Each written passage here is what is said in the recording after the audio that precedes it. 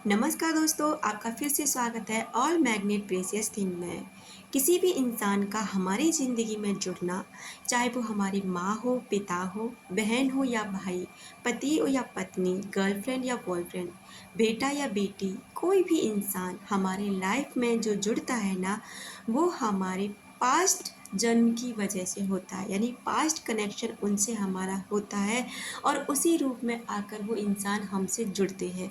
यानी कि हमारा पहले से तय होता है कि कौन हमारी माँ बनेगी, कौन हमारा पिता बनेगा, कौन हमारे साथ पत्नी के रूप में जुड़ेगा और कौन हमारा पति के रूप में हमसे संबंध निभाएगा। क्योंकि ये सारे संबंध हमारे पहले से तय होते हैं। जैसे आज इस जन्म में आप लोग जिस जिस के साथ में जो चीज़ें करते जा रहे हो ना, तो वही चीज़ें आपके साथ आगे की जाएंगी। यानी कि अगर आप इस जन्म में किसी इंसान को बहुत दुख दे रहे हो, आप उसको दुख देते जा रहे हो, वो आपसे बहुत प्रेम कर रहा है लेकिन आप फिर भी उसे दुख दे रहे हो, इसका मतलब ये है कि वो आपसे नेक्स्ट जन्म में रिवेंज ज़रूर लेगा। यानी कि वो आपका कोई ऐसा पार्टनर बन के आपकी लाइफ में एंट्री करेगा जिससे आप बहुत प्यार करेंगे, लेकिन वो आपको कोई भाव नहीं देगा। हालांकि ये चीज़ें किसी को याद नहीं रहती हैं, ये स्पिरिचुअलिटी के हिसाब से देखी जाए, क्योंकि आप जानते ही हैं कि हम एक शरीर छोड़ के दूसरा शरीर ज़रूर लेते हैं और उसी के आधार से हमारे साथ ही घटनाएं घटती हैं। वो व्यक्ति आपके साथ उसी तरह से पेश आएगा जिस तरह से आज आप उसके साथ पेश आ रहे हैं। जैसे आपने अक्सर देखा होगा कहते हुए लोगों को, या आपने खुद के साथ भी फील किया हो कि इस इंसान से पता नहीं मेरे को, या मुझे इससे क्या प्रॉब्लम है, या इसे मुझसे क्या प्रॉब्लम है, ये हमेशा मुझे परेशान करता है, हमेशा मेरे लिए नेगेटिव बोलता है। मैं इसके लिए हम कभी भी गलत नहीं बोलता, लेकिन ये मेरे लिए नेगेटिव है। क्यों? क्योंकि उसका और आपका जो संबंध है ना, वो कार्मिक है, वो पिछले समय से चला आ रहा है। जिससे क्या है ना कि आपने उसे माफ़ नहीं किया और उसने आपको माफ़ नहीं किया, और वो रिवेंज लेने के लिए आपसे इस लाइफ में जुड़ा है। इसलिए अगर आपके साथ कोई ऐसा रिलेशन जुड़ता है ना, तो उसे थोड़ा सा इस तरह समझिए कि वो आपका एक कार्मिक अकाउंट है। या तो उसे डिटैच होने की कोशिश करिए, या फिर उस व्यक्ति के साथ रहकर उसे हील करने की कोशिश करिए। यानी कि हो अपोनो अपोनो प्रेयर उसके लिए कर सकते हो, स्पिरिचुअलिटी के माध्यम से उसकी हीलिंग कर सकते हो, खुद की हीलिंग कर सकते हो, खुद के अंदर स्ट्रेंथ पैदा कर सकते हो इस कार्मिक चीज़ से लड़ने के लिए। क्योंकि देखो, कार्मिक अकाउंट है तो आपको उससे डील तो करनी ही पड़ेगी।